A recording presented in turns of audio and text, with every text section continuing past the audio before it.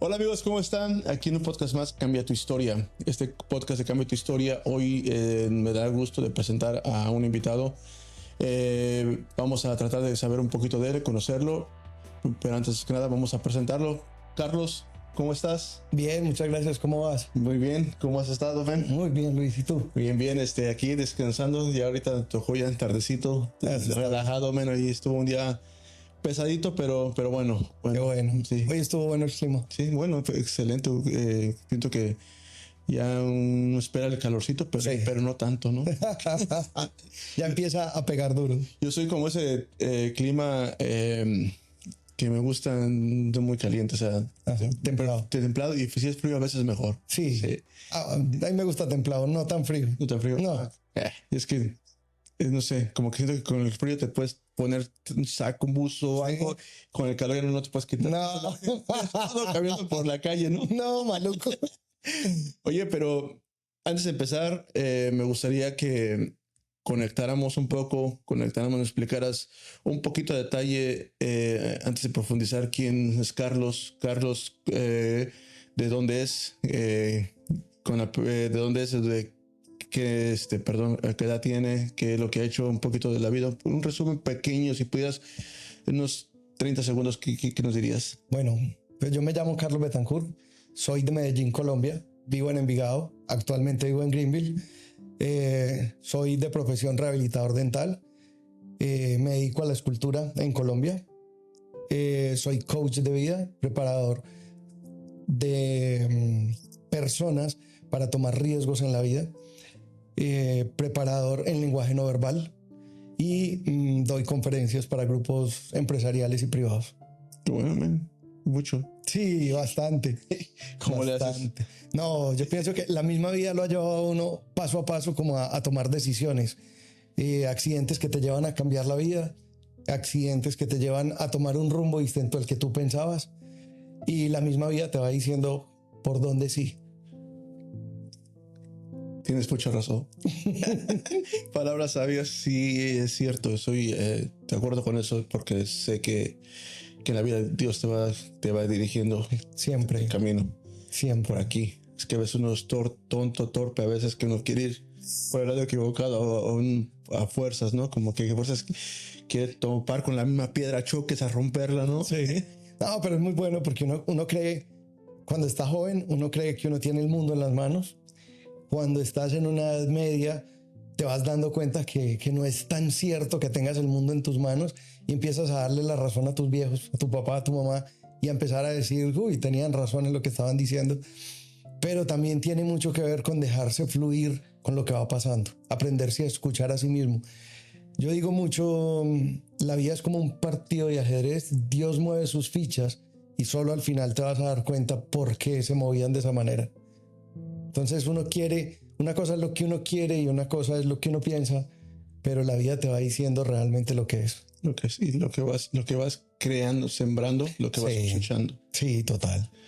Dime, colombiano, ¿de qué parte dijiste Colombia? De Medellín. Medellín. De Medellín, paisa, montañero. Paisa a morir. Aquí sí, aquí han venido muchos colombianos y la pelea quién es mejor Sí. que los caleños. Que no es, yo los dejo ahí en sus manos, yo los meto ahí.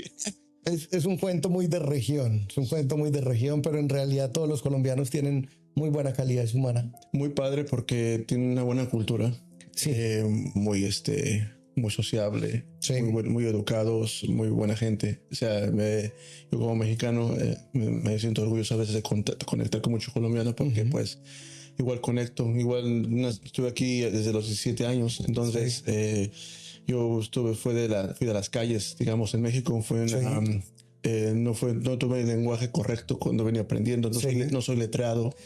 Entonces al momento que empiezo a conectar con gente me gusta escucharla, más que cuando se ven que están capacitados para hablar.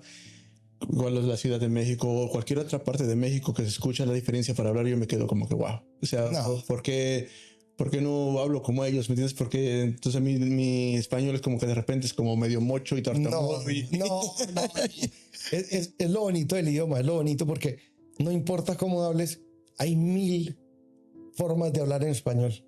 Y tú cambias de un país que de habla hispana en Centroamérica, en Sudamérica, y las palabras nunca van a significar lo mismo. Nunca van a significar. Y hay un lío entre muchas culturas porque lo que yo digo de una manera, ustedes lo interpretan de otra.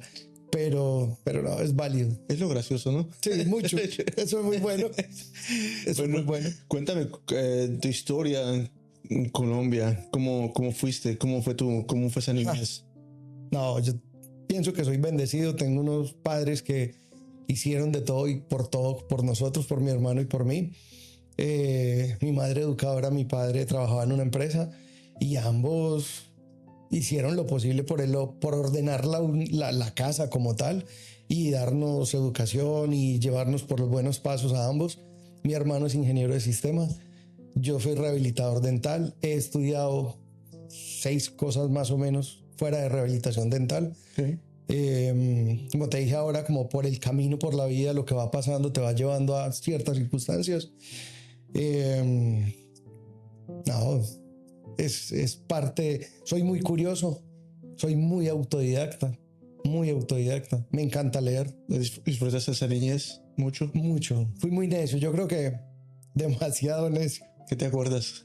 ¿Alguna travesura que hayas hecho? No, muchas. Yo creo que podemos hacer 3 o 4 podcasts de travesuras, pero un día mi mamá llegaba del trabajo y habíamos 6 amigos ahí, bueno, habíamos varias personas jugando. Mi mamá pasó, llegó a la casa y le dice a la chica que nos ayudaba en la casa: es imposible, ¿dónde estarán las mamás de esos niños? Hay 6 niños allí metidos en un charco de pantano y no se les ve la cabeza. Tocó la puerta. Cuando mi mamá abre la puerta, yo era uno de los chicos que ya no reconoció metido en el pantanero. No, muchas. Me suspendieron de 6 colegios. Oh, wow. Me suspendieron, me tocaba pasarme de colegio y hasta el último grado del colegio me pasaron de colegio. ¿Por necio? Por necio, siempre haciendo bromas. Siempre me ha gustado mucho.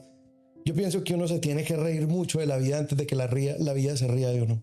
Entonces me gusta ponerle algo como de humor a todo y doble sentido a todo, que los colombianos son muy expertos para eso, ¿no? Para todo. Y es cierto, cuando a veces, porque yo me puedo identificar con eso, porque también yo fui así, me corrieron de la escuela muchas veces. No terminé la escuela, terminé lo que era la primaria, sí, nada más. Pero entonces la primaria me corrieron 2 veces, 3 veces. La última vez la directora me dijo: ¿sabes qué? Te doy la tarjeta que terminas en la primaria, pero ya no regreses. ni la presentación vengas. O sea, ya la vez que en México hacen como que la misa, la presentación, el baile. No quiero que vengas. No, te lo doy, por favor. Bueno, a mí en bachillerato, finalizando el bachillerato, los grados fueron aparte, porque tampoco me dejaron ir. Es gracioso porque lo que me estás diciendo de la cabeza me empieza a volar. No. Y entonces fue difícil. ¿Y cómo fue esa juventud ahí en Colombia? Colombia ha tenido y tiene una problemática social difícil, pero en sí la ciudad como tal, el lugar, el ambiente y los espacios donde yo me movía eran ambientes sanos, y mis padres siempre hicieron lo posible porque estuviéramos en un buen colegio.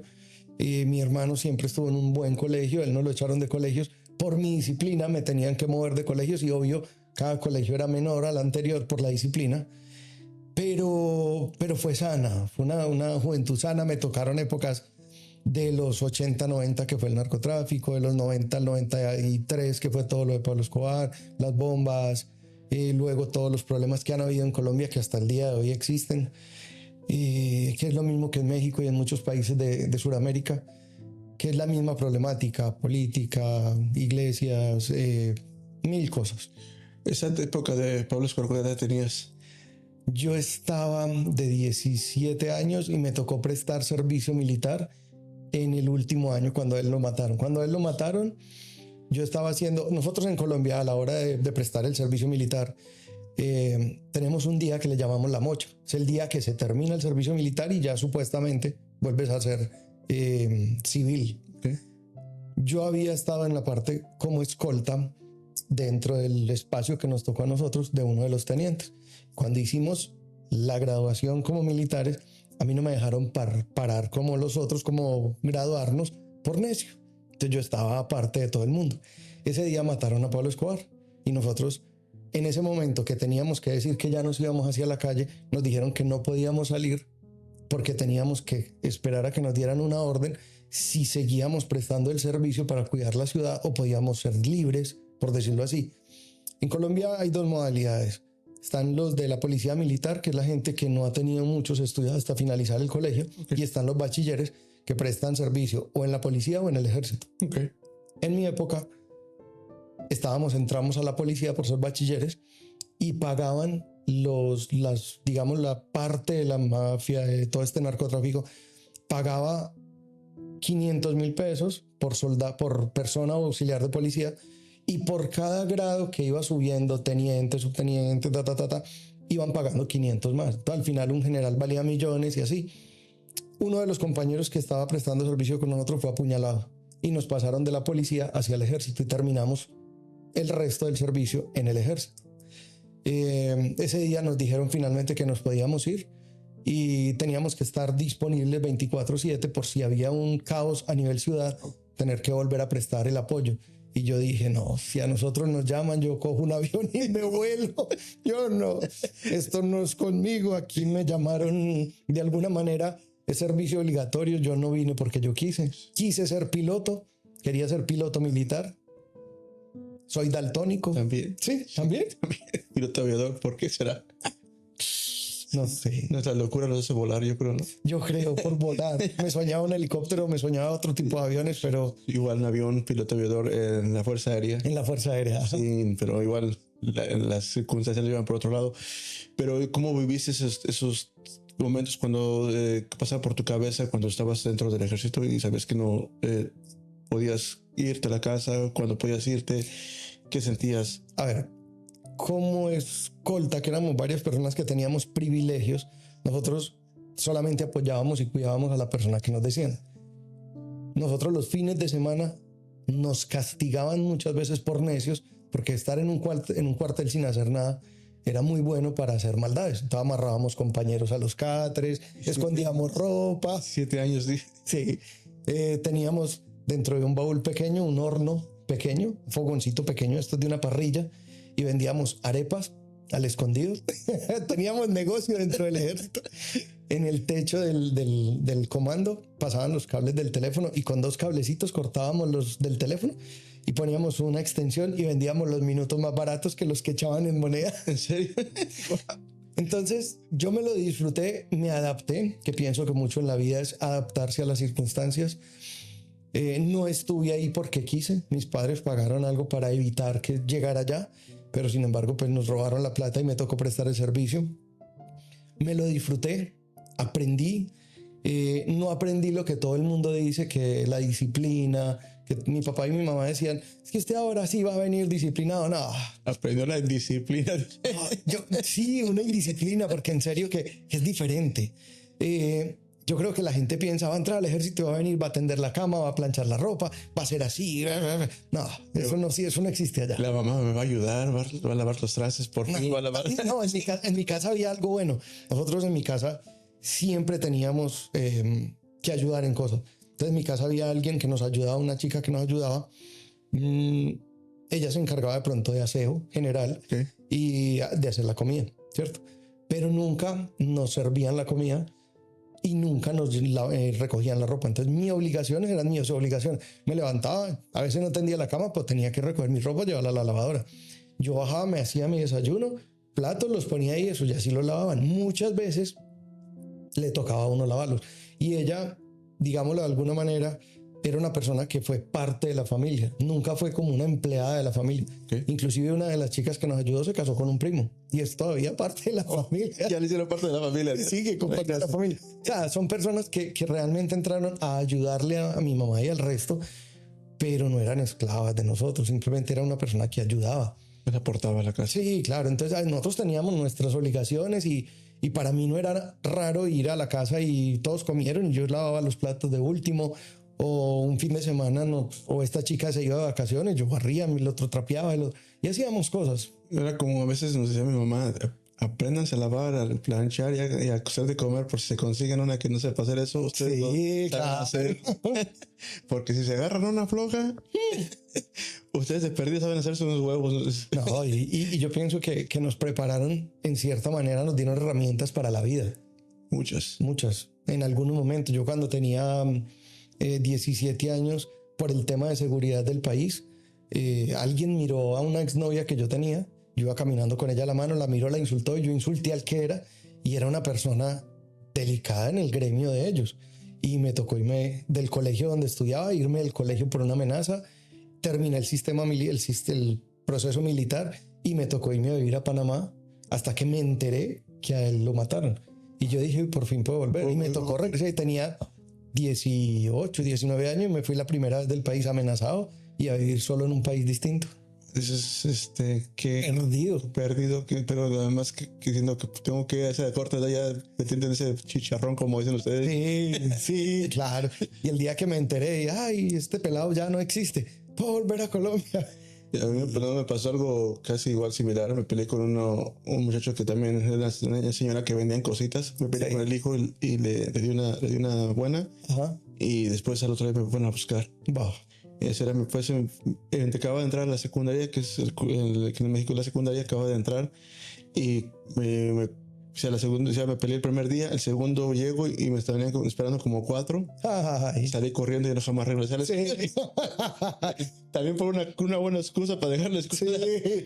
No, fue lo mejor, pero o sea, la vida, pero te digo, la vida te va llevando a ciertas cosas así, uno invente otras. Sí, y bueno, dejamos eso, por ejemplo, ese tiempo que pasaste ahí, después vino ya 20 y tantos años que se fue ayer. Sí, fue ayer, cuando tenía pelo.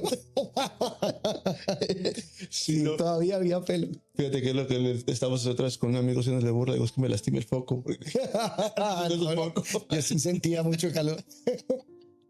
Oye, ¿cómo viste esa etapa de tu vida, que se puede decir que ya la adolescencia, ¿no? Sí. A ver, ¿qué te cuento? Llega la época como de la universidad.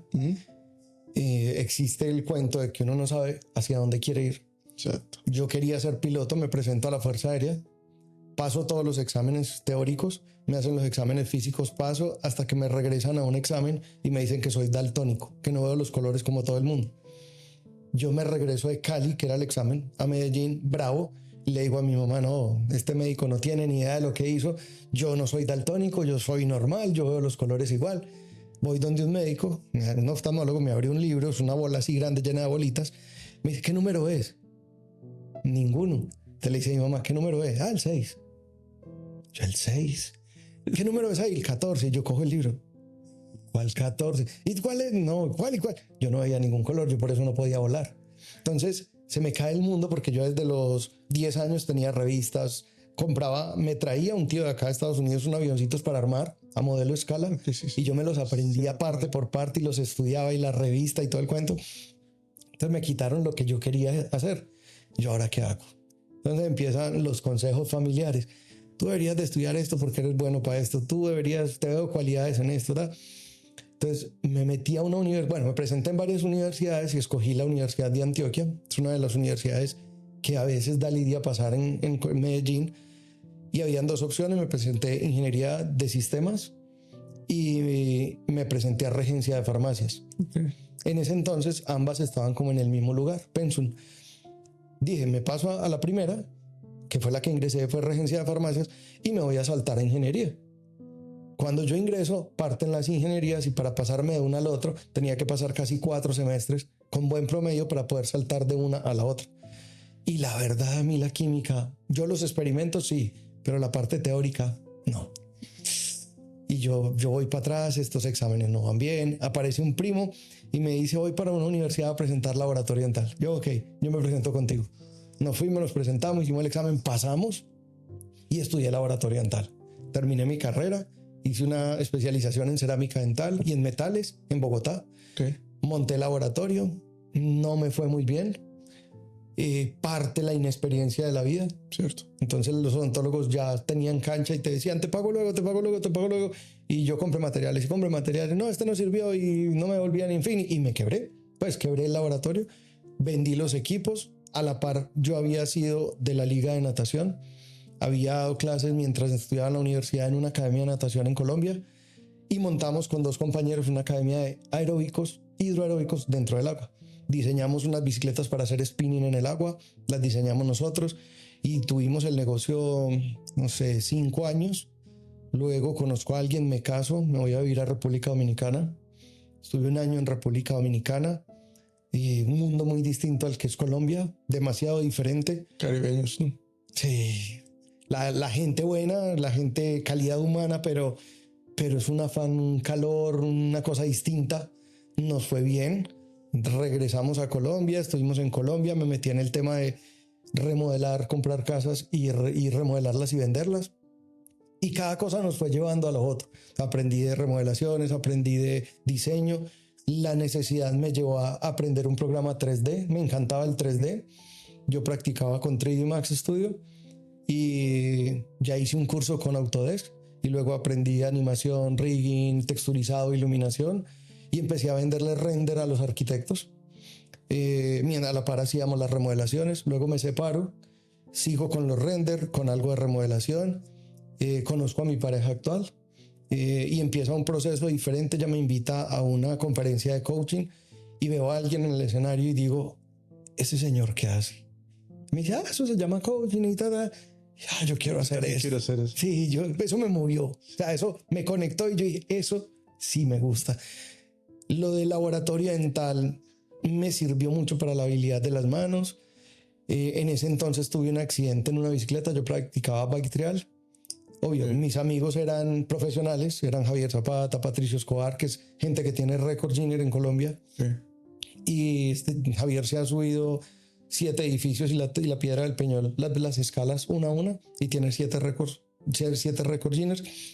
Y practico con ellos, obvio. Ellos son profesionales y yo soy empezando. Pero ahí pegado a ellos, o sea, te hace profesional también a ti, ¿no? Te exige y te enseña la disciplina. Ya te empiezas a ver como ellos porque obtienen resultados y yo no. Yo porque tengo miedo y ellos no. A mí porque me da miedo tirarme de este pedacito y los niños más chiquitos se tiraban como y nada. Y yo decía, pero yo ¿por qué no? Y te confrontas contigo mismo. Entonces en una de esas hago una pirueta y me doy en la parte baja de la espalda y me fracturó 2 vértebras acá. Me voy de cirugía, me operaron al año, me pusieron una platina, 4 tornillos y volví a montar en bicicleta. Más. ¿Cómo se pasó esto, man? ¿Cómo lo sentiste? ¿Cómo lo viviste? Fue muy raro. Sí, cuéntanos cómo. No, estábamos en un entrenamiento, estábamos haciendo un ejercicio, yo estaba intentando jalar la bicicleta, a montar la bicicleta, la llanta en la parte de atrás, en un bloque, y era pequeño. Entonces me dice, no, practica uno más grande, me dice Javier, y me voy a practicar uno más grande, pero para practicar uno más grande hay que pasar por una mesita pequeña. Y me fui a montar a la mesita y yo no sé qué hice, volteé la bicicleta y caí de plano contra el borde de cemento, me raspé la espalda, me la abrí, por decirlo así. Me quedé sentado, me ayudaron 2 compañeros. No, estoy bien, es un golpe, tú sabes, uno es hombre, macho, guapo, puede con todo. Y joven, pues, con saliva. No, yo puedo con todo. Me montaron al carro, me fui manejando, me bañé y me enderecé normal y todo estaba muy bien. Me quedo sentado en la cama y cuando me voy a parar no me funcionaban de la cintura hacia abajo los pies. Entonces cojo el teléfono, lo tenía aquí al lado, llamo a mi hermano, mi mamá se iba al otro día de viaje por un mes y yo, mira, no le digas a mi mamá, me caí en la bicicleta, no se me mueven los pies, no le vaya a decir nada a ella porque se le daña el viaje, diga que usted me va a arreglar el computador y viene y me ayude. Ya voy para allá. Mientras él venía, yo empecé a empujarme y me logró parar. El dolor era mucho, me fui pegado de una pared, así como cuando tú mueves un mueble. Pingüino. Sí, como un pingüino. Igual. Sí, cuando te ganas al baño y todo. Igual. Y ya, llego a la puerta, abro la puerta, mi hermano me ayuda, me lleva a la clínica, me hacen radiografía, no tienes nada. Pasé 8 meses de radiografía, resonancias. Un día hablando con un médico me dice, yo estaba hablando con él y me rascaba las manos. Me dice, ¿por qué te rascas las manos? Y yo, porque me arden como si le hubiera pegado algo duro y me quedan ardiendo. Me dice, venga, le hago una radiografía. Y me hizo la radiografía aquí y la fisura era en la parte del cuello. Todavía una compresión de las 3 vértebras y esos discos como que se habían aplastado. Entonces, no, tienes que tener cirugía, no te puedes mover así, no puedes hacer esto. Ya llevaba 8 meses montando en bicicleta, haciendo de todo. Me dolía, pero lo hacía. Cogí el carro y yo era que no me choquen, que no me miren, yo no me movía. Finalmente, al otro día cirugía, me hicieron cirugía. Y en la cirugía pasa una cosa muy bonita. Y es 2 días después de la cirugía, está el médico conmigo y le dije, hey doctor, soñé una cosa en la cirugía y me encantó. Me dijo, ¿qué pasó? Y yo no, imagínese que yo estaba acostado con las manos así, amarrado, y que estaba abierto acá. Me vi abierto acá con un aparato. Entonces, ¿cómo era el aparato? Y le expliqué más o menos qué era. Y no habían muros, era como nubes. Estaba la sala, estaba la gente. Y entró una enfermera en minifaldas y, digámoslo, sexy como las que todos nos imaginamos, con su gorrito y todo el cuento. Y le preguntó al doctor, doctor, ¿le puedo poner esta inyección? Y él dijo, pues igual ya está muerto, pónsela. Entonces le puso la inyección y en el momento en que ella pone la inyección, yo siento que vuelvo en mí, le dije yo. Y él me mira y me dice, no. Y yo le dije, ¿qué pasó? Me dijo, es que yo tengo tu acta de función, tú te moriste en la cirugía. Y yo firmé el acta de función y quitamos los carros. Todo lo que tú me estás describiendo sucedió. Nunca existió una enfermera. Porque si entra una enfermera a cirugía, hubiera entrado con todo lo de cirugía, no con minifalda y gorrito como usted se la imaginó. Esto yo creo que ese fue el diablo que te vino a hacer. Dios no creo que hubiera llegado en minifalda. Yo no creo. No, yo creo que... me pones a ver. No, pero... Yo es que digo, o sea, ¿cómo va a llegar Dios en minifalda con todo sexual? No. Yo apenas pensaba y yo, ¿cómo que no? Él me decía, no. Entonces yo le decía, y me decía, ¿qué veías? Y yo, no, estaba lo mismo esto, no habían paredes, no había piso. Como cuando en una discoteca ponen humo y no se pierde todo. Él me decía, la verdad no sé, tú simplemente te moviste en la cirugía y diste signos vitales y lo que hicimos fue terminar la cirugía lo más rápido posible. Y aquí estás, yo amarrado en una cama, todo el cuento porque me tenían inmovilizado. Me dice, te tengo una mala noticia. Yo le dije, ¿cuál es? Me dice, tú quedas, por el daño que tenemos, tú quedas cuadraplégico. Yo me quedé como, doctor, pues es imposible. Yo estaba leyendo, yo estaba dibujando y escribiendo. Pero, ¿cómo así? Yo sí, yo estaba, o sea, mi mamá y todo el mundo aquí en la habitación me ha pasado cosas y yo las cojo y tomo. No me he movido, pero sí he cogido cosas. Entonces me dijo, mueve la mano, dibuja, escribe. Y le hice dibujos y escribí. Mueve el pie, mueve la mano y todo lo movía. Me dice, te vamos a parar. Y me paró y me puse así derechito, quietecito. Me dijo, camina. Y yo caminé. Y las enfermeras así, que no me fuera a caer. Y yo era por dentro como, tan pendeja, yo estoy normal. ¿Por qué me van a...? Yo no entendía.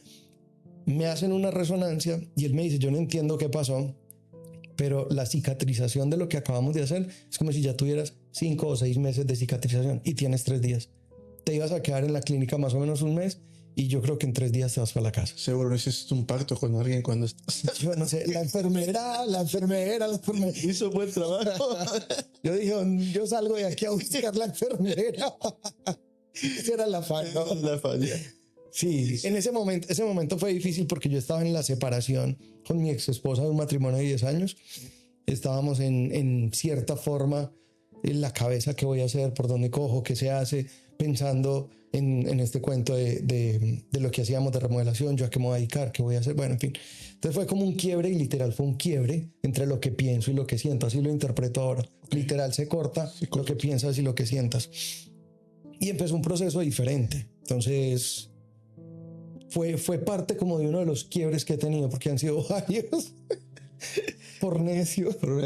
Oye, fíjate que a mi mamá le pasó algo similar, pero ella tuvo una operación y en la operación que ella estaba, ella dice que, o sea, lo que le cuentan a ella que ya se fue, pero dice ella que cuando iba caminando, digamos que iba a las puertas, sí, porque dice que iba caminando como una calle oscura. O sea, ella vio el túnel, pues. Sí, una calle oscura y digamos que está como es nubes, oscuro, caminando hacia donde estaba.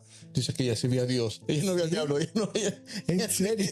Ella sí veía a Dios. Yo no vi al diablo. Pero dice que ella veía a Dios que le decía, o sea, ven. Pero que entonces ella veía que escuchaban a los demás llorando. nosotros no estábamos chicos, nosotros no sabíamos nada, porque había gente que ya estaba con ella en el hospital, pero ya estaba llorando. Que ella escuchaba llorando y que de ella no escuchaba hablar. No. Entonces que ella iba caminando por una calle sea grande, por una pared grande, Sí. que por la que iba caminando, y estaba una puerta, un zaguán. Bajo la puerta estaban las escaleras. Y en esas escaleras era donde escuchaba ya las voces de nosotros y los llantos de la gente. O sea, abajo de la escalera. Abajo de las escaleras y estaba digamos, la pared, ella caminando, Dios diciéndole ven. Sí. Y ella volteando así como la puerta viendo hacia abajo, diciendo, hey, ¿es por acá o es por acá? Entonces ella toma la decisión de coger las escaleras para venir a vernos porque nos escuchaba. Y ahí mismo dicen que cuando regresen. Pero los escuchaba ustedes que no estaban ahí. No. Nosotros no estábamos ahí. Nosotros estábamos en la casa, nos habían dejado ahí encargados con mi hermana, porque mi hermana estaba un poquito más grande. Y entonces eso fue, también lo cuentan como un milagro, porque ella ya no está. Y ella regresó y está bien. Y ella regresó y está. Hasta el día de hoy está bien. Bueno, yo no vi ni Dios, yo no vi la enfermera, no vi a Dios. ¿Será que me distraje viendo otras cosas? Porque yo no vi la enfermera, no vi a Dios. Ni Por eso dije, porque ese milagro estuvo muy bueno. De verdad, yo escuchaba cuando de pronto decía la enfermera, decía, doctor, quito el carrito, y quitaban el carrito. El doctor decía, hora de la muerte, y firmaba. O sea, yo escuchaba lo que pasaba en la sala, pero no escuchaba nada afuera. Y a la par mi mamá y mi papá estaban afuera con una tía, y mi mamá y ellos iban a comer algo, y mi mamá le dijo, no, nos vamos para arriba. Y mi papá, ya vas a empezar con tus cosas. Esos son, y cuando suben, no, simplemente me vieron y todo el cuento. Y 2-3 días después yo les conté, es que me pasó esto y esto y esto. Yo lo cuento como una historia charra, chistosa. Pero ya cuando uno lo mira, uno dice, miércoles, estuve en otro cuento y ¿por qué me devolvieron? ¿Qué me faltó por hacer? Y seguro los papás diciendo que le pusieron mucha anestesia a mi hijo. No, son milagros. Yo he escuchado varios que son milagros y la verdad somos bendecidos por como tú, como mi mamá, que todo está aquí, gracias a Dios. No todos lo cuentan, no todos tienen esa bendición de tener ese milagro. No, yo he tenido varios milagros, pero, o sea, una vez me caí en la terraza de un cuarto piso, o sea, están 1, 2, 3 pisos y está la losa de arriba, y me caí jugando con unos amigos. No sé cómo se llama en México cuando uno toca a alguien y sale corriendo. Los quemados le llaman a ustedes, ¿no? No, nosotros le decimos chucha. Pero es que chucha suena muy feo en otros países. No, chucha. Estábamos hablando nosotros en un podcast de juegos entre Colombia, pero sin quemados. Nosotros que sí. Tú las traes, pero tú las traes. Tú las llevas. Sí, estábamos jugando y toqué a alguien y corrimos y fui a coger a alguien y se quitó y yo seguí derecho. 4 pisos para abajo. Estábamos en el ejército. Una de las cosas que me pasó. Pero sí, son varias historias, pero realmente el proceso es raro porque uno no es consciente ni puedes manejar nada de lo que está pasando. O sea, tú no tienes control a mí al menos en ese proceso yo no tenía forma como tu mamá que derecha o izquierda, no. Yo vi la situación y cuando pusieron la inyección como que caía el cuerpo y ahí fue donde el doctor dijo, tú empezaste a dar señales de vida y seguimos la cirugía. Wow. Yo le dije, ¿me puedes regalar el acta de función? Y dice, no. Ya quería cobrar la aseguranza. me cambié el nombre. Seguro. Eso fue planeado. Seguro que no fue planeado. No.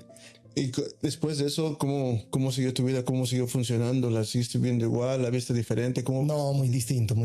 O sea, son varios procesos. Por ejemplo, lo que antes veía como montarme en una bicicleta y tirarme por cualquier escala, ya era como, no. O sea, ya tenía una decisión más consciente de no hacer ciertos ejercicios, ciertos deportes de alto riesgo.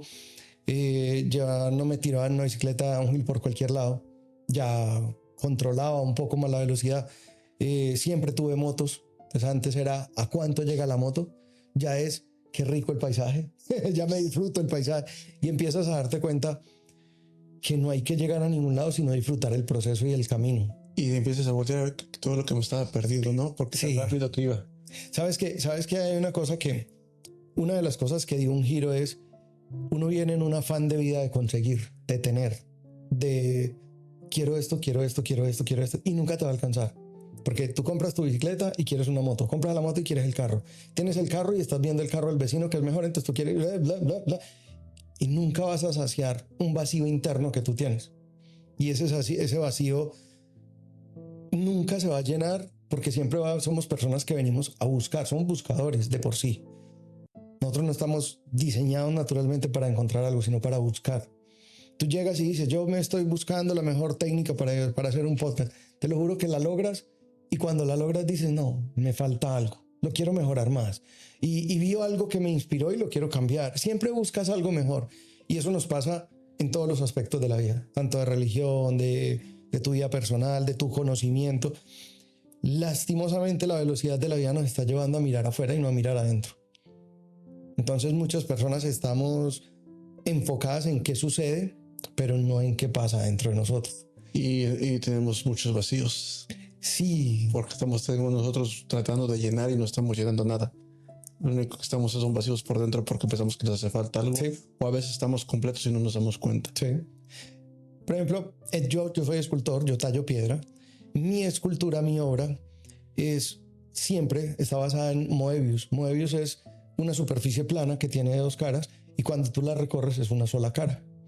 Y siempre hay vacíos. Entonces, por ejemplo, el número del infinito, el símbolo del infinito, tiene dos huecos. Cuando tú lo volteas de ciertas perspectivas, para mí es el significado de tú pasas toda tu vida, desde que naces hasta caminas y mueres, alrededor de ese vacío. Y mis esculturas están basadas sobre ese vacío. Cuando tú ves la obra y dices, ay, es un cuadrado muy bonito, mira el hueco, el vacío que hay y mira el vacío que hay al lado. Todo lo que tú haces es para llegar al mismo lugar, va detrás de ese vacío. La espiritualidad de las personas, llámela religión, llámela de lo que quieras hacerlo, es tratando de volver a llenar ese vacío. Siempre. Esa falta, por ejemplo, la ansiedad, los ataques de pánico, la tristeza y muchas otras cosas son basadas en un vacío de lo que viene o de lo que te faltó. Entonces mucha gente se enfoca al futuro o al pasado. Y eso es donde uno empieza lo que tenía y perdí, lo que me hace falta y no lo he obtenido. Y esa misma ansiedad te llena de un montón de caprichos y de cosas, de perseguir algo que no vas a alcanzar. ¿Y dónde no estás? Entonces no estás acá, no estás presente, estás allá pensando y estás en el pasado sucediendo. Muchas personas nos quedamos viviendo situaciones, debería haber hecho. Y cuando me miro en el futuro, no me puedo mirar con una cara real porque sigo anclado a cómo debería de ser. El que dirán. Y estamos programados desde pequeños para muchas cosas tan simples como estudie para que sea alguien. No, tú ya naciste siendo alguien. Sí. Y ahí hay unos comparativos de personas donde la gente tiene una necesidad de tener algo encima para poder mostrarse ser alguien. Y realmente ya somos alguien. Y se nos olvidó en muchas partes de ese camino que ya somos alguien. Se nos olvidó hasta ser niños. Sí, principalmente. Se nos olvidó de ser felices. Principalmente ser niños. La capacidad de admirar. O sea, la gente sale y dice, oh sí, un árbol, una flor, muy lindo. Pero cuando tú te permites de nuevo observar la vida tal como viene, te permites otra vez admirar lo simple y detrás de esa admiración de lo simple empiezas a encontrar un sentido que aunque no tenga un sentido, un norte por decirlo así, hay un sentido de vida y un agradecimiento diario a lo que sucede. Yo en el 2024, que ese fue el último capítulo que sucedió acá en Estados Unidos, me dio Guillain-Barré. ¿Sabes qué es Guillain-Barré? No.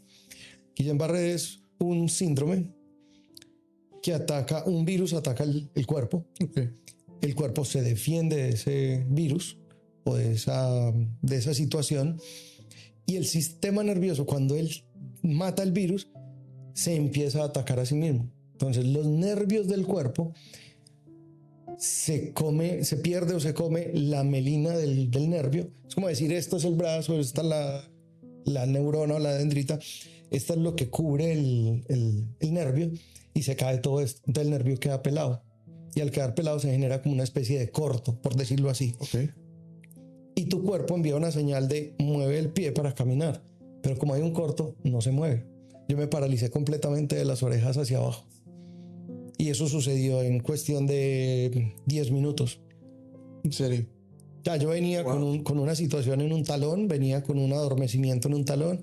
A los días dije yo, me está ardiendo el talón, ahora me está doliendo un poco más arriba, llegó a la rodilla, al otro pie. Mi mamá había tenido Guillain-Barré hacía un año y dije, esto es parecido a lo que mi mamá le dio. A ella le perdió pues perdió la movilidad, no total, pero sí muy, muy débil al punto de que no podía caminar. Y estuvo en la clínica 2 meses. Salió de la clínica y pudo caminar y tuvo un proceso de recuperación de 8 o 10 meses. Hasta el día de hoy todavía le da lidia ciertas cosas. A mí me empezó con esta rigidez de los pies, luego las manos. Llamamos a un amigo médico y me dijo, no, si fuera Guillain-Barré ya te hubieras paralizado. Eso da en 5 minutos o en un día. Yo, ok, me meto a la ducha. Ese día termino de ducharme, cojo la toalla, se me cae la toalla, me voy a agachar y no fui capaz de coger la toalla. O sea, como si se me caía. Yo no tenía fuerza en las manos. Sí. Entonces llamé a mi pareja y le dije, María, me hazme un favor, mira, me pasa esto y esto. Me pasa la toalla, me seco, me visto normal. Salimos donde el médico me hace punción lumbar, me hacen resonancia y me dice, tienes Guillain-Barré. No te ha dado todavía completamente, te vamos a poner un medicamento que se llama inmunoglobulina. En mi cabeza todo aquí es dinero, y más en la clínica los servicios médicos es dinero. A mí me decían, te tenemos que tomar una radiografía. ¡Ching! ¡Ching! Yo voy a la caja registradora. Lastimosamente sí, aquí. Y yo decía, ahora, ¿cómo voy a hacer? Ya sabía lo que a mi mamá le pasó. Yo dije, ahora, ¿yo qué voy a hacer con esto? Me ingresan a la clínica, me dejan 8 días con inmunoglobulina. No pierdo el movimiento de nada, recupero la sensación, sí, todo el cuento. Movimiento, todo rápido. Todo me dice, te vas a ir para la casa, posiblemente esto vaya a seguir la sensación, pero no te atacó tanto, no perdiste movilidad, ok. Día siguiente me paro, me voy al baño, me entro a la ducha y me voy a agachar a enjabonarme y me fui, las manos no me funcionaron y me fui de cabeza así contra el suelo.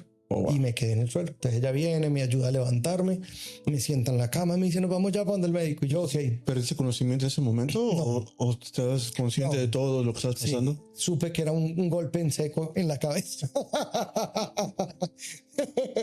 Y yo sí decía que era cabicidulo, pero esto dolió mucho. Entonces ahí fue donde me cayó el pelo. Entonces, no, caigo, ella me ayuda a vestir. Yo me levanto, le pongo las manos a ella en los hombros, yo con control total del cuerpo, salgo caminando, me monto al carro, ella maneja, estamos en la Weyhampton con Greer, llegamos al Prisma, cuestión de 4 minutos, abren la puerta, me voy a bajar y le dije, pídele que me traigan una silla de ruedas, no siento los pies. Muevo las manos y le digo esto. Llega ella con la silla de ruedas y me dice, pásate. Y yo le dije, no soy capaz ya de mover las manos. Ya no sentías nada. Y entonces la miré y le dije, no soy capaz de mover las manos, no se me mueve el cuerpo. Llegó el señor y dijo, ¿qué le puedo ayudar? Y ya solo lo miré porque no era capaz de mover el cuello. Ya entendió todo el mensaje. Entonces ahí me montaron, entré, dijeron, él tuvo Guillain-Barré, pasa esto, dio una ingresado. Entré 24 de junio y en octubre empecé a mover este dedo meñique. O sea, estuve totalmente paralizado 5 meses. 5 meses. Bajé 25 kilos, que son como 50 libras. Sí, lo estuve viendo en tus videos, que si te veías algo acabado. Sí, acabado. Acabado. Pero mucho músculo, sí. Mucha fuerza. Como ya teníamos que ya traes una historia de ¿cómo se llama? Atrás, ¿no? Por lo que pasaste. Pero mientras esto era algo nuevo, ¿cómo lo ibas viviendo? No, o sea, le pasaba por tu cabeza que decías, voy a volver a caminar, voy a volver a moverme. Sí. Sentías desesperación. A ver, pasan muchas etapas, son 5 meses inmóvil. Entonces tenía 2 opciones, pensar, hablar y molestar. Entonces hice muchas bromas sin poderme mover. Pensé mucho y puse en práctica muchas de las cosas que había aprendido en coaching y lo que había leído. Algunas teorías se me cayeron de la mesa, algunas dije esto no funciona, otras sí, y empecé a pegarme de ellas. Entonces entendí lo que era el proceso del control de la respiración. Yo practico freediving o apnea, okay. Entonces tenía una cierta ventaja a la hora de practicar mover mi diafragma y empecé a hacer ejercicios de respiración. Hubo un momento en la parte de toda la hospitalización que perdí la voz y perdí parte de la respiración y mi respiración era... ¿Y conectaron el oxígeno? No, yo no quería que me conectaran y el doctor me decía, te voy a dar 24 horas para que la oxigenación suba. Si no, en 24 horas yo te tengo que entubar. En ese proceso empecé a hacer unos ejercicios, digámoslos como los que uno practica cuando hace apnea, que es manejar y manipular en cierta forma. Yo digo manejar, pero yo no sentía mi cuerpo mentalmente, sí sabía qué era, y trataba de hacer los ejercicios. Día siguiente me dicen, no sé qué estás haciendo, pero la oxigenación subió, síguelo haciendo. Cuando empecé a mover el dedo, crece la esperanza de que me voy a mover. Me hacen unos exámenes en una electromiografía. El doctor me dice, no tienes ninguna respuesta en el cuerpo, cero. No creo que vayas a volver a tallar una piedra, no creo que vayas a volver a dibujar y menos caminar. Ahora que le dices a doctor Alex, ¿no? Doctor Alex. Él fue uno de... Ahora que le dices a doctor Alex. Con él me reía mucho. Aquí estoy. No, yo ya los he ido a visitar mucho y él se muere de la risa. Yo me reía mucho con él, es el caleño. Sí, caleño. Con él me reía mucho. El podcast de los sinómetros. Sí. Con él fue muy gracioso. Bueno, yo hice... A ver, la experiencia tiene muchas etapas. Una, perdí la esperanza de creer que esto por qué me pasa a mí. Tuve rabia con Dios, mucha rabia con Dios, porque yo decía, es imposible que alguien que quiera tanto y haya creado a la humanidad tenga que hacer pasarlo a uno por esto. Nos pegamos a rezar a la Virgen, a rezar a Dios, a hacer novenas. Si me decían ponte esto, yo me lo ponía. O sea, lo que fuera que hiciera, todo me lo hacían. Por la fe. Sí, pura fe. Empecé a hacer mucho ejercicio de visualización. Yo no tenía nada que hacer, entonces lo que hacía era viajar con la mente. Que yo me imaginaba ir a los lugares que quería, ir a los ríos que fui a sacar piedra, sacaba piedras, me imaginaba todo el proceso desde la machacada del dedo, el agua fría, y me recordaba todo el tiempo las sensaciones que habían. Tallaba una piedra y después de que la estaba tallando, paraba un momento donde decía, la voy a dejar acá y mañana continúo. Y al otro día, cuando despertaba, seguía tallando la piedra. O sea, trabajaba duro en el día y no era de imaginar, ok, la piedra era cuadrada y la puse redonda. Ya no, era el proceso como tal. Sentir, pensar, todo lo que pudiera, entre más real lo pudiera llevar a mi mente, lo lograba, lo intentaba. Y me imaginaba caminando por ciertos lugares, en Greenville, en Colombia. Cuando caminaba, me acordaba que era sentir el pie, tocar el piso. Y lo difícil era entender que uno está tan automático que tú no sabes qué es eso. Entonces decía, ¿qué se siente caminar? No sé. Entonces, imaginarme lo que yo creía que se sentía. Tantas cosas tan bonitas que nos pasan el día a día, ¿no? Que tenemos todos los sentidos, los pies, caminamos, corremos. Sí. Y al momento que... En ese momento, ¿qué se siente? Y no lo venía haciendo toda mi vida y en ese momento no me acuerdo. No te acuerdas. Entonces yo decía, pero ¿y cómo cojo un lápiz? Pues yo cojo un lápiz, pero no siento el lápiz, no tengo la sensación de que es el lápiz. O sea, es como un momento de estar presente con lo que estás haciendo. Tú respiras todos los días, pero tú no sabes cómo respiras todos los días. Si yo te hago un ejercicio de respiración, normalmente las personas se ahogan. Y dicen, me ahogué. Pues estamos respirando, ¿cómo que te ahogaste? Pero es porque ya sí empiezas a ser consciente de tu cuerpo. Empiezo a mover el dedo, empiezo a mover la mano, empiezo a recuperar el cuerpo. Me llevan al Memorial de Prismal. Me dan una semana de terapia.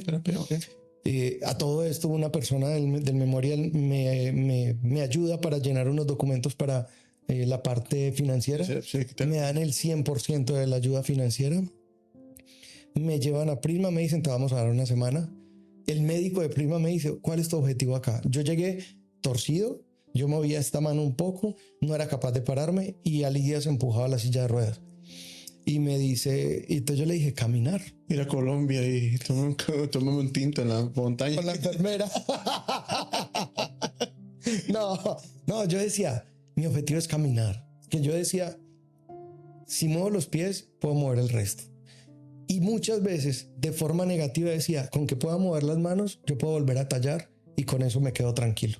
O sea, pedía lo mínimo era poder volver a mover mis manos. Y empiezo el primer día de terapia, me acompaña un terapeuta. Son todas las personas, enfermeros, médicos, menos Alex, todas las personas, médicos, doctor, o sea, todo el mundo ayudó para que fuera esto posible. Y este tipo llega y me dice, yo le digo, me quiero parar en las barras paralelas. Y me mira como, no te puedes ni sostener los brazos aquí y te cae. Y me cogió y me ayudó a parar. Al segundo día volví, me paré y le dije, suéltame, y me soltó y me amarraron las manos a las barras y yo era ahí bailando así como una marioneta y me cogió y volví. Al cuarto día pasa el médico y ya me sostenía. Entonces yo lo miraba al doctor que hacía lo de la terapia y le decía yo, caminar, y se reía. Entonces al rato viene y me dice, te logré conseguir otra semana más de terapia. A la semana siguiente yo ya estaba dando pasitos y empujando la silla de ruedas al punto tal que me volé un día del piso de donde estaba en terapia a la parte de abajo del Prisma, a uno de estos lugares que venden café. ¿Caminando? No, en la silla de ruedas. Salí a dar una vuelta. La caminadora, ¿no? Sí, no, en la silla. En la silla, okay. Yo salí, me montaron a la silla. Yo no déjeme en la silla. Yo ya sabía que iba a comprar una malteada. Y me monto y me vuelo. Y aparecen dos enfermeras. ¿Dónde estabas? Y yo comprando una malteada. No, aquí muy ocupado. No, ese día había algo. Era que mi pareja, Mari, cumplía años. Y yo tenía ganas de hacerle un detalle. Y me volé y bajé y compré una malteada para que cuando ella llegara me encontrara ahí y el regalo era la malteada y que yo estaba fuera de la habitación. Entonces nos vimos, bueno, en fin. Me encontraron, me subieron otra vez al piso, me pusieron de norma a firmar papeles cada que saliera de la habitación porque me iba a volar. Y empezó un proceso bonito porque en esa última semana logré dar mis primeros pasos. No caminaba bien, pero logré darlos. El día que terminé la terapia, me llaman a los de fisioterapia, me llevan en silla de ruedas. Me dice el doctor, bueno, ¿cómo te sientes? Ya te graduaste de fisioterapia. Cojo el caminador, me paro, doy 2 pasos, tiro el caminador y me voy caminando donde el doctor. Y lo abracé. Entonces me dice, ¿y ahora qué quieres? Y yo, páseme el caminador, que estoy que me caigo. Entonces me pasa el caminador, salgo de la clínica con caminador, fuimos a un lugar colombiano a comer. Y esa semana me dijeron que me veían en 2 meses. Tenía terapia varios días a la semana. Esa semana fuimos a mercar. Le dije, no quiero el caminador, quiero el carrito de mercado. Entonces lo utilicé como caminador y me empiezo a sentir útil de nuevo. Porque es muy horrible uno sentirse una carga para los demás. Que te limpien, que te ayuden, que te den de comer. Yo no podía coger un cepillo de dientes porque se me caía. El peso de un cepillo de dientes se caía. Y empiezas a valorar como lo pequeño. Entonces vuelvo a tener como una recordación del primer día del accidente de la bicicleta y lo malagradecido que es uno de creer que las cosas se van olvidando. Es lo que te iba a decir en este momento, ¿qué te había traído? O sea, todo esto, ya cuando vienes saliendo de esto, ¿cómo lo empezaste a sentirlo? ¿Qué es lo que empezaste a recordar? ¿Qué empezaste a motivarte? ¿Qué sentías que pasaba por tu cabeza? Porque yo pienso que fue mucho miedo también al mismo tiempo. Mucho, todavía. Miedo. Aún. Y tratabas de ser feliz, tratabas de reír. Cuando tratabas de reír, de ser feliz, de hacer bromas, era como para tratar de darte ánimos también, sí. o nunca te bajaron las ganas de estar contento, de sentir esa alegría. Cuando hacían junta médica, inclusive Alex llegaba a la habitación y me decía, no, marica, necesito hablar contigo, que no sé qué. Hoy tengo un día así, esto y esto. Y nos reíamos media hora y me decía, necesitaba venir acá. Porque nos reíamos de anécdotas. Lo mismo que ustedes hicieron en el de Sin Nombre. Nos reíamos de anécdotas, de cosas. Decía, hicimos junta médica. Y en la junta médica lo primero que nos decíamos es increíble que él todavía esté muerto de la risa cuando las cosas van para atrás. Yo todos los días perdía más peso, perdía movilidad, perdía masa muscular, se me iba la respiración, o sea, iba hacia atrás. Pero ¿Tú quieres empujar hacia adelante? Yo ya no sabía si empujaba. Yo me mantenía tratando de vivir el minuto a minuto. A mí no me importaba el día. Por ejemplo, yo aprendí a hacer los ruidos de la cama. Entonces llegaban las enfermeras, me sentaban y ya te voy a sentar para ponerte a darte tu medicina. Ok. Entonces sentaban en la camilla y la camilla sonaba como... Y cuando paraban yo seguía sin poder respirar, con la boca cerrada, yo... Y serio. Y la enfermera empezaba a hundir los botones de la camilla. ¿Qué pasó? Y se agachaban y yo, serio, y yo... Y puedes imaginar inmóvil de acá para abajo. La enfermera desconectó la camilla, volvió y conectó la camilla. Cuando volteé y me mira, yo estaba... Me dice, ¿fuiste tú? No. Entonces nos reíamos. Entonces me decía, voy a traer al enfermero, que él es muy mala gente y le vas a hacer la misma broma. Entonces lo traían y yo, pasaron. Alex entró y me sentó un día en la camilla y yo, y él, cuando me mira me dice, entonces aprendimos a hacer muchas bromas. Me ponían alguna inyección y me decían, ¿cómo se siente? Y yo, y empezaba a hacer caras. ¡Ay, ay, ay! Y yo, es broma, no haga eso, eso no se hace. Y claro, yo estoy totalmente paralizado. Y yo, no puedo hacer nada más porque no puedo mover nada. No, no. Entonces, entre risa y risa, también descubrí que muchas veces el humor que tenemos es una máscara al dolor que también tenemos. Y es una forma de mostrarnos al mundo. Es más, cuando yo me siento que estoy más enojado, que las cosas van más mal, tengo mejor humor. Y hago más bromas y me salen los chistes así solos. Cuando estoy tranquilo, no fluyen los chistes, porque no tengo necesidad de poner una máscara. En la parte de coach estudié mucho emociones y tuve una especialización en emociones. Y ya uno empieza a entender que es real lo que todos estos médicos y psicólogos y psiquiatras traen a la mesa. Y tú dices, sí, uno tiene muchas máscaras. Eso es lo que te iba a decir. O sea, muchas. Depende de la máscara que tú quieras, o sea, ponerte ese día. Es la que con la que te vas a levantar. Sí, tú, por ejemplo, te levantas y tú dices, no me quiero levantar, te metes a la ducha, ay, esta agua, tengo que ir a trabajar. Y sale de pronto tu esposa, hola, mi amor, la primera máscara, hola, mi amor, porque tú no quieres mostrar que estás aburrido. Tú eres tú y vas para la calle y vas a hacer lo que tienes que hacer. Sales y vas en tu carro, persona, y llegas donde el cliente, hola, ¿cómo estás? Y tienes tu buena energía, ¿cierto? Todo el día estamos oscilando.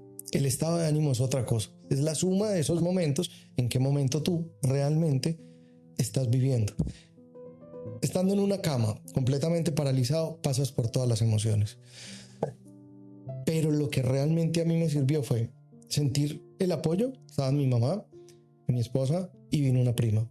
Y todo el equipo médico y médicos, así como Alex y otras personas que eran 100% su actitud, iban días que descansaban, iban a darme vuelta. No, es que pasaba por aquí mercando y vine a saludarte. Eso anima, eso dan ganas de salir adelante. Es difícil, pero cuando salgo del hospital encuentro de nuevo que ser agradecido es lo único que puedo tener con el resto del mundo. Entonces yo muchas veces reniego por algo y me enojo, y ahí mismo pienso, no, pero gracias que esto me molesta porque me hace sentir vivo. Gracias a que... Y cada persona que me molesta me está enseñando algo. Lo puedo ver mal o lo puedo ver bien. He tomado opciones. No siempre soy capaz de tomar la opción de verlo bien, pero me enseña algo. Al final del día me siento, miro, reviso y digo, esto es lo que me enseñó. Y por eso me confronta. Esas máscaras sociales que tenemos nos llevan día a día a ser mejores si somos capaces de mirarnos a nosotros mismos. ¿Por qué me siento así o por qué el otro me hace sentir así? No es culpa del otro. ¿Qué está pasando dentro de mí? Que lo que el otro está haciendo me está reflejando algo que a mí no me gusta. Fue una conversación de niño que ya soy adulto y puedo decirle al otro no me gusta. Sí. O qué es lo que está pasando. Es la parte que más lidia me ha dado porque estuve 5 meses paralizado. Me prometí que cuando iba a salir de la clínica y a volver a mover las manos, iba a hacer un montón de actividades. Y cuando empiezo a hacerlas digo, no es lo que yo quiero. O sea, esto no me gusta. No, ya no querías estar en ese momento, en esa etapa, ¿no? Ya te estabas queriendo a ti mismo y valorando todos esos momentos, la calma. Porque tú aprendiste a hacer actividades que creías que te gustaban. Pero cuando tienes cierta forma de decidir, no es que me gusten, es que aprendí a hacerlas y me acostumbré a hacerlas. O sea, toda la vida mi rabia la extendí en el deporte. Bueno, no quiero ir a montarme en una bicicleta o a meterme a una piscina a hacer 300 o 3000 kilómetros. Me voy a sentar y voy a sentir rabia. ¿Qué tanta rabia tengo? Toda la que pueda tener. Y cuando ella descubra por qué tengo tanta rabia, voy a empezar a descubrir qué es lo que me la produce. Y me voy a dar cuenta que no es el otro, es algo dentro de mí. Y esa percepción mía ante el otro es la que me hace que yo me enoje. Esa credibilidad de creer que yo tengo derecho a, o soy más que, o bla, bla, bla. O ese vacío que estoy tapando, se está destapando. y el otro me lo está mostrando. ¿Y cómo fue el apoyo de Mari contigo? Siempre estuvo al 100. ¿Cómo qué le puedes decir a ella? No, yo lo mismo que siempre le digo a todo el mundo, el proceso más difícil de toda mi enfermedad no fue mi proceso, fue de ella y de mi madre que estaban afuera, que tenían que irse para un lugar con la incertidumbre de que no sabían si cuando volvía yo estaba, de que volvían y no podían hacer nada para ayudarme. Me pueden cargar, pero no pueden caminar por mí. Cierto. Es como te doy las alas, pero no puedo volar por ti. Es lo mismo, las madres te dan la vida, pero ellas no pueden hacer nada más que yo pueda vivir mi vida ante el mundo. Yo tengo que hacer todo eso. Ante la tempestad. No, yo a Mari, o sea, me le quito el sombrero. Estuve 6 meses y de los 6 meses, 0 días me dejó durmiendo solo. Había desayuno, almuerzo y comida en la clínica. Buen desayuno, buen almuerzo, buena comida. Y a mí me llevaban desayuno, almuerzo y comida a la casa. Ella salía de la clínica a las 6 de la mañana, se iba a la casa, hacía el desayuno, recogía a mi mamá, traía a mi mamá, ella se iba a trabajar. Mi mamá entraba con el desayuno que ellas me habían hecho, desayuno y almuerzo. A las 6, a las 5 de la tarde salía Mari, iba a la clínica, recogía a mi mamá, me saludaba, llevaba a mi mamá, hacía lo que tuviera que hacer en su casa, o sea, lavar, organizar, lo que tuviera de su día a día de una persona normal, preparaba comida y llegaba a las 8:30, 9 de la noche a la casa, a la clínica, me daba comida y se quedaba conmigo toda la noche ayudando. Eran mis manos, mis pies, mi todo. Mi mamá y ella fueron mis manos y mis pies durante 6 meses. Tremendo voleo para las dos, ¿no?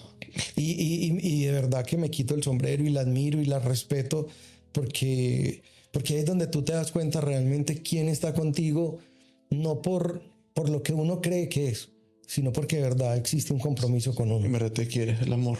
Entonces, sí, el amor. Y en el mundo hay 2 cosas. El mundo lo mueve el amor o el miedo. El miedo. Y en este caso, el amor yo creo que hizo que yo me moviera en 100%. Y era más fuerte el amor que tú estabas teniendo. Se nos está yendo, se fue el tiempo rápido. Se fue el tiempo. Hay temas. Hay temas. Como le digo, ¿cómo lo paro?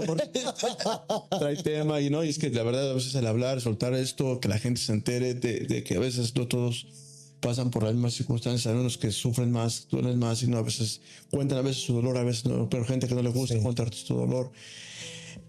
Pero si hay gente que en este momento esté pasando por estas cosas, ¿qué consejo les darías así como algo motivacional para esa gente que te pueda ver este video y se pueda motivar? ¿Algún consejo que tú les quieras brindar? Mira, hay una cosa muy difícil creo que el 60% de las personas que sufren Guillain-Barré mueren. Es decir, hay un 40% que no muere. Muchas de las personas del 60% creo que pierden su batalla mental por sentirse derrotados ya en una cama. Algunos recuperan la movilidad, algunos no la recuperan y siguen vivos. Hay un proceso mental de creer para poder crear. Correcto. Si yo empiezo a visualizar mi cuerpo de la forma en que a mí siempre me gustó hacer cosas, mi cuerpo tiene memoria y mi cerebro tiene plasticidad. Pueden haber conexiones. A mí me dijeron que yo no iba a mover las manos y que yo no iba a poder caminar.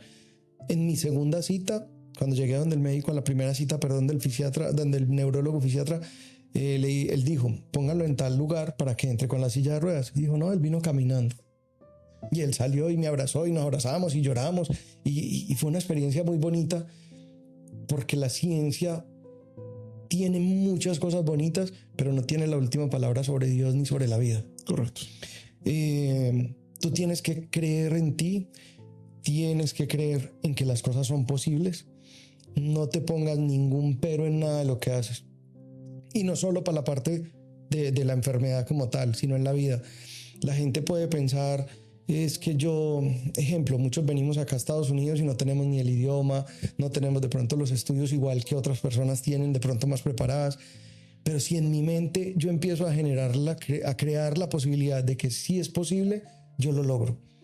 Y lo que te iba a decir cuando terminaras esto es de que a veces la visualización no nada más es por lo que te pasó, no, sino es en la vida. completamente 100%. en tus sueños, en tus metas, en lo que tú quieras en la vida. En todo. En todo tienes que visualizar. En todo. Verte dónde quieres ver, dónde quieres estar. Sí, en todo. Igual que si tú... Funciona para los dos lados. Si tú te levantas y dices, no, mi vida es una mierda. Ahora voy a salir y el calor. No, y me voy a encontrar con estos pinches, no sé qué. Y el carro. No, te lo juro que el día va a ser así de difícil. Sí. Pero yo tengo opciones. Te lo juro. A mí alguien me lo enseñó el día que a mí me robaron un celular. Yo estaba muerto de la rabia y ojalá maten los ladrones. Y me dice, pero ¿por qué si vas a estrenar celular? Y yo, pero me va a tocar pagarlo. Vas a tener celular nuevo. Ese es el punto bueno. A los 2 días yo tenía mi celular nuevo, se me olvidaban los ladrones y estaba feliz porque estaba estrenando. Si yo empiezo a mirar la vida, que no es un problema, sino algo bueno, una oportunidad, seguro que voy a encontrar más que si lo veo como un problema. Visualizar para mí es un ejercicio diario. Y tú puedes visualizar mientras vas al baño. En vez de pegarte del celular mientras estás en el baño, te sientas, cierras los ojos, visualizas. Para mí la visualización, la respiración, la compañía, el amor de mi pareja y de mi madre me sacaron adelante en muchos procesos hasta el día de hoy. Pero sobre todo, creer en que sí se pueden hacer las cosas. Y ser muy honesto contigo mismo, porque yo puedo decirle a la gente, no, mira, no estoy bravo. No, sí estás bravo. Sí estás enojado. No, pero estás enojado contigo, admítelo. Y siéntate solo y chilla y pelea y escribe y raya y dibuja y lo que sea. Pero tienes que hacerlo. Y porque el humano es muy, muy duro con eso, de que a veces a uno le cuesta mucho trabajo aceptar que está enojado. Porque nos programaron y nos vendieron la idea de la felicidad. Hay alguien, Odín Perón, creo que es mexicano, él dice que existen el pensamiento positivo pendejo.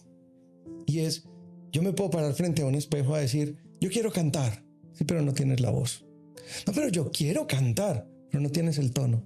Pero es que yo sueño con cantar en un escenario, sí, pero no tienes la presencia, no tienes el tono, no te da la voz, no tienes la posibilidad de ser un cantante profesional. Te puedes parar frente a un espejo 30,000 días y yo quiero cantar, yo quiero cantar, yo quiero... Pero no tienes otras posibilidades, pero no. Si entrenas la voz, puedes llegar allá. Pero el pensamiento positivo pendejo es lo que nos enseñaron a muchos de levántate, ponte X cosas y con eso vas a traer más fortuna pero tu pensamiento está en no puedo, debo plata. Yo digo, yo me sueño una camioneta grande, doble cabina con ese y por dentro soy, y sí, ¿con qué le voy a echar gasolina? Ya te tiraste el sueño. Sí, literal. Entonces, o ya la compraste y dices, ¿y ahora cómo lo voy a pagar? Y ahora, sí. Y ya la tienes tú, estás arriba de ella y ahora cómo, no, sé feliz. Sí. Ya, disfrútala. Mira, hay un ejercicio muy bonito en visualización que es, yo me sueño una camioneta así, ve al concesionario. Ve y mírala, tócala. Súbete, huele, mete el cambio. Si te dejan dar una vuelta, da una vuelta. Sí. Si puedes hacer algo, mira, quiero cambiar la llanta. ¿Qué? Yo quiero saber qué se siente cambiar la llanta de este carro. O sea, siéntelo para que esa sensación quede en ti. Y de ahí en adelante, vete con esa sensación y cuando tú cojas tu carro, te sientes en tu camioneta. Vas a decir, no, en la otra semana vengo por ella. Ajá, sí. Es literal. Y el universo va a empezar a conspirar. Te va a entrar más plata, te va a entrar un trabajo, te van a hacer el crédito, bla, bla. Deja que fluya. Tú no te preocupes el cómo. Eso llega. Yo tengo muchas cosas en la cabeza que han sucedido. Gente que estudió 1000 cosas de escultura y hacen obras y no llegan a un punto y yo llego y digo, yo voy a hacer una exposición allí. No, es que esa galería, es que yo voy a ir allá a hacer una exposición y en menos de 6 meses estoy haciendo mi exposición en esa galería. ¿Cómo lo lograste? Yo dije que iba a hacer una exposición, aquí estoy, no me importa cómo. Lo estás decretando. Igual lo decretas para bien o para mal. Sí. Entonces las palabras tienen poder, el pensamiento tiene poder. El único consejo es no se venzan, o sea, así mismos sean honestos consigo mismos. Te duele, tienes miedo. No importa, todo el mundo tiene miedo. Bueno, Carlos, gracias por el tiempo. Se nos fue el tiempo. Yo sé.